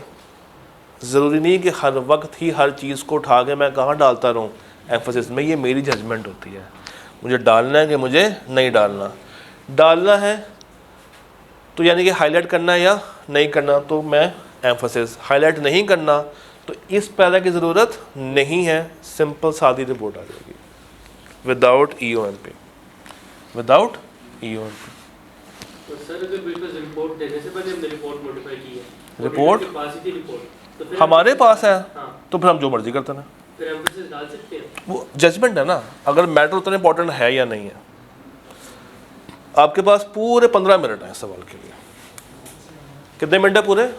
15। Your time starts now. इस पर जूम डालना जी। अगर इस तरह हो कि सब्सिक्वेंट इवेंट आया कि वो आग लगी है, वो एक सिग्निफिकेंट पोर्शन में लगी है हमारे पास, तो उससे गोइंग कंसर्न नहीं, इस पे देखो, अगर तो आग लग गई है, ठीक है, बच्चे अक्सर ये करते हैं कि फौरी तौर पे कहते हैं गोइंग सन हिट हो गई है, गोइंग सन ख़राब हो गई है और एंटिटी बंद होने वाली है और तबाह हो गई है सब कुछ, यानी कि बिल्कुल नेगेटिव हो जाते हैं। आप डाउट क्रिएट कर सकते हो कि अगर इसकी वजह से डाउट क्रिएट हो रहा है तो हम गोइंग कंसर्न की तरफ जा सकते हैं। नॉर्मली इतना बड़ा इंसिडेंट सवाल डिस्कस नहीं करता जिससे पूरी की पूरी गोइंग कंसर्न ही हिट हो रही हो। वो कहता है 5 में से 1 प्लांट डिस्ट्रॉय हो गया, 10 में से कोई 1 ख़राब हो गया, तो वो मैटर अगर FS की डेट के बाद आ रहा है तो क्या बन जाएगा मेरे लिए सब्सीक्वेंट इवेंट। तो सिर्फ उसको वाइन से आंसर करें। हाँ, एंड के ऊपर एक लाइन ऐड कर दें कि अगर ये मैटर परवेसिव लेवल का था और इससे गोइंग कंसर्न हिट हो सकती थी तो मैं इसको इस तरफ भी लेके जा सकता हूँ, मगर सब्सीक्वेंट में गोइंग कंसर्न को लेके ना आ जाए। ये बच्चे गलती करते हैं अक्सर। ये सवाल है 15 मिनट आपके पास। ऑफ एन एंटिटी कंप्लीट कर दिया हुआ। कंपनी का नाम क्या है? AHCPL after receiving the final authentic copy of the FS from the board and finalizing the audit report, you watched in a local news channel that the main building of the company where the registered office have been situated has been burned adversely. तबाह हो गई building. Unfortunately, company had not made any arrangements regarding its insurance. अब देखें, head office तबाह हुआ। अगर आप कहें कि कंपनी बंद हो गई है, दिवालिया निकल गया है, ये गोइंग कंसर्न ख़राब नहीं हुई। You immediately decided to communicate with your client when you informed your audit manager about the situation. He simply asked you not to do anything. Chill करो। बट आप तो आप हैं। अच्छा, उसने क्यों कहा? Report have been finalized. Ignoring the response of your manager, मैंने कहा आप तो आप में, इग्नोर करते हुए you decided to go with the requirements. What is exactly your responsibility? Active के पैसिव? किस फेज में खड़े हुए हैं? सेकंड फेज सबसे इंपॉर्टेंट फेज होती है। तो सबसे पहले आपने बताना है, ज़रा पढ़ें। As the report has been finalized, we do not have an active responsibility to consider and look for the subsequent events. But if after the date of auditor's report and before the issuance of FS we come to know a fact, तो हम क्या करते हैं? Discuss करते हैं, उनसे पूछते हैं, इंक्वायर करते हैं। ये बात समझ आई? IAS 10 क्या कहता है? ये इवेंट कौन सा है? Adjusting, non adjusting? Non adjusting. और नॉन एडजस्टिंग को हम डिस्क्लोज करते हैं, उसकी एंट्री पास नहीं करते। तो IAS 10 की बात भी बता दी। अब आ जाए नीचे, रिपोर्टिंग इम्प्लीकेशंस। अब इवेंट क्या है? Non adjusting. तो हम मैनेजमेंट से क्या कहें? डिस्क्लोज करो। अब मैनेजमेंट डिस्क्लोज करेगी या नहीं, देखते हैं। If management do not agree to disclose, अगर वो एग्री नहीं है तो हम क्वालिफाइड ओपिनियन देंगे अगर मटेरियल है, एडवर्स देंगे अगर परवेसिव है। और अगर मैनेजमेंट मान जाए, डिस्क्लोज के ऊपर कर दे, तो फिर हम चेक करेंगे कि उसका काम ठीक है या नहीं। अगर तो काम ठीक है, सब कुछ है, तो अनमॉडिफाइड। अब नीचे पढ़ते जाएं ज़रा। If the disclosure has not been appropriately made, तो क्या करें? मटेरियल है या परवेसिव है? मटेरियल होगा तो क्वालिफाइड, परवेसिव होगा तो एडवर्स। और अगर डिस्क्लोजर डाल दिया है तो फिर मैं उसको अलग से दिखाने के लिए क्या ऐड करूँगा? Emphasis of matter paragraph. और नीचे उसके दिए हुए प्रोसीजर्स, या एक दफ़ा पढ़ लीजिए। तो इस तरीके से आपने इस सवाल को सॉल्व करना है। सबसे पहले क्या बताना है, एक सेकंड, सबसे पहले क्या बताना दोस्त, कि आप किस फेज़ में खड़े हुए हैं और आपकी रेलेवेंट जिम्मेदारी क्या है। उसके बाद IS 10 की रिक्वायरमेंट्स, उसके बाद रिपोर्टिंग इम्प्लीकेशंस, और उसके बाद ऑडिटर का कोर्स ऑफ एक्शन। सर तीनों फेसेस में सेकंड वाला ज़्यादा important सेकंड वाला बहुत इंपॉर्टेंट है, थर्ड वाला तो बहुत सिंपल है, और फर्स्ट वाले में सब्सिक्वेंट के वो जो प्रोसीजर्स हैं बस वही काम के हैं, अदर देन दैट कुछ नहीं। अच्छा जी, आज की आखिरी बात। हाँ, इसके अंदर उसके 3 पार्ट दिए हुए हैं ना, तो हम कौन से पार्ट में कौन सी बात लिखेंगे? पहले पार्ट के अंदर तो 2 नंबर का था ना, उसके तो अंदर मैंने 2 नंबर इकट्ठा कर दिया एक्सप्लेन। ये लो ये लो ये लो ये लो ये लो, पढ़ो ज़रा। What are the actions, to take, इसमें वो हम लिखेंगे ऑडिटर रिपोर्टिंग ये एक्शंस, यानी कि ये सॉल्व हुआ हुआ है, पहले ए फिर सी फिर बी, A C B।